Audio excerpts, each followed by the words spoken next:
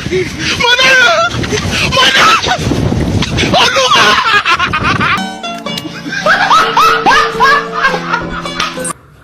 Assalamualaikum warahmatullahi wabarakatuh. Perkenalkan, nama saya Revaldo Putra Iskar Akbar dari kelas 12.5. Di sini saya akan mempresentasikan tentang pemberontakan PKI di Madiun. Sebelum itu, saya akan membagikan cuplikan sedikit tentang peristiwa pemberontakan PKI di Madiun. Madiun telah diduduki pasukan PKI. Perintah dari Komandan Divisi 1, Pak Sungkono, agar kita menyiapkan pasukan satu resimen. Pasukan kita bersama-sama pasukan dari Divisi 1 akan segera bergerak untuk merebut kembali kota-kota yang telah diduduki pasukan PKI. Bagaimana persiapannya, Saudara Cipto Ido? Siap, Pak. Baik, Saudara Cipto Danu? Siap, Pak. Di lain pihak, kita masih menghadapi Belanda yang ingin menjajah kembali. Karena itu, kita harus cepat bertindak. Resimen kita nanti terdiri dari 3 batalion. Sebagai komandan resimen, saya tunjuk Saudara Imam Bakri. Siap.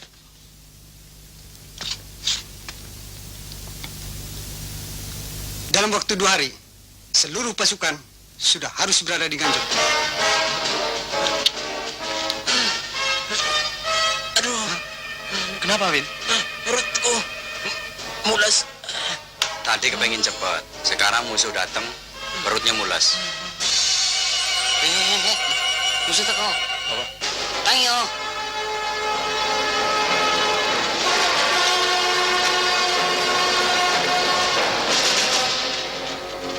Kok belum ada tanda-tanda, Bos? Ayah. Jangan nembak dulu, pasukan kita ada di depan.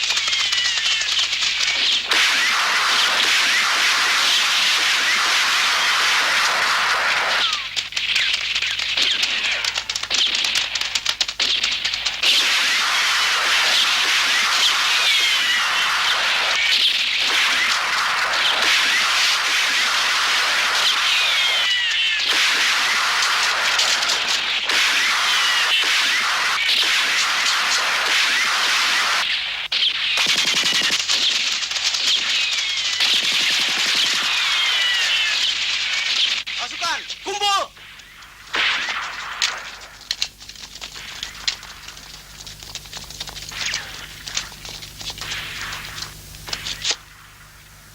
Lapor, pasukan telah siap untuk menerima perintah. Kompi 1, siapkan untuk membantu teman-teman kita di sebelah timur. Laksanakan. Ya.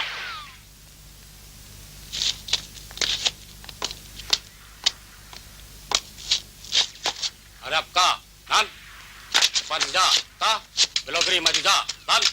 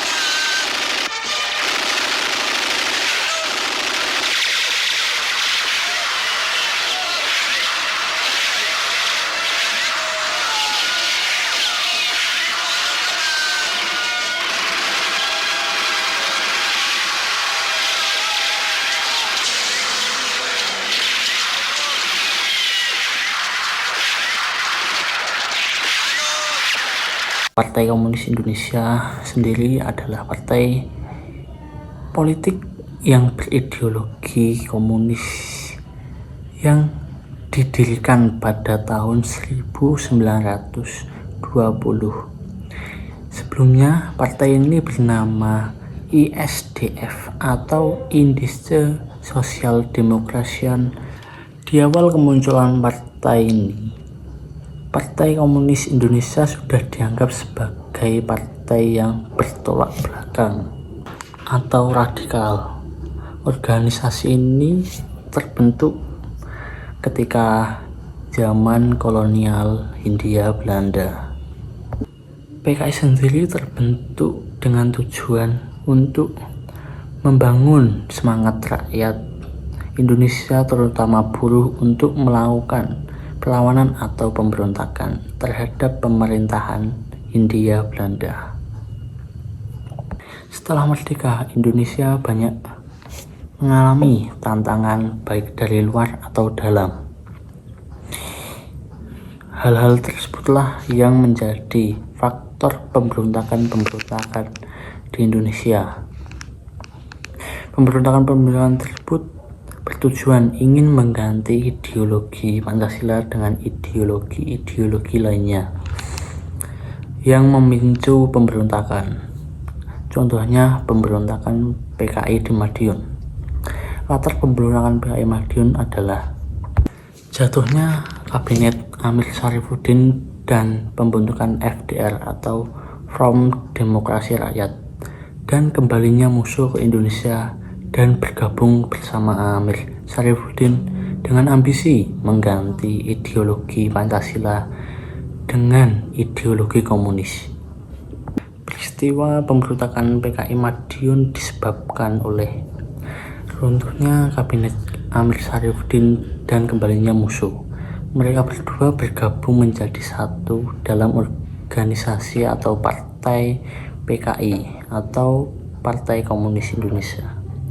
Mereka bertujuan ingin menjatuhkan kabinet Hatta dan tidak setuju dengan perjanjian pemerintah atau perundingan pemerintah dalam perjanjian Renville. Mereka ingin menjadikan Indonesia berideologi komunis yang dipimpin oleh Amir Syarifuddin dan musuh. Pada tanggal 18 September 1948, PKI memproklamasikan kemerdekaannya dengan nama Republik Soviet Indonesia di Madiun. Selanjutnya, PKI merebut kantor-kantor pemerintahan dan membunuh pejabat atau tokoh agama yang mencoba menentang mereka. Setelah itu, Presiden Soekarno mengultimatum PKI agar segera menyerahkan diri, setidaknya dalam waktu yang secepat-cepatnya. Selanjutnya, TNI di bawah naungan atau di bawah Jenderal Sudirman mengirim pasukan Siliwangi untuk menumpas pemberontakan yang dilakukan oleh PKI di Madiun. Oke, selanjutnya adalah dampak dari pemberontakan PKI Madiun. Yang pertama, menyebabkan konflik bersenjata antara PKI dan pemerintah. Yang kedua, memperkuat anggapan bahwa komunisme berbahaya bagi negara Republik Indonesia ini. Yang ketiga, memunculkan kebijakan pelarangan PKI dan ajaran komunisme di Indonesia yang tercantum dalam Undang-Undang Nomor 27 Tahun 1999. Yang keempat, menyisakan trauma sosial dan konflik horizontal di masyarakat. Yang kelima, memperkuat posisi militer dalam politik nasional, terutama pasca terjadinya pemberontakan PKI pada tahun 1965.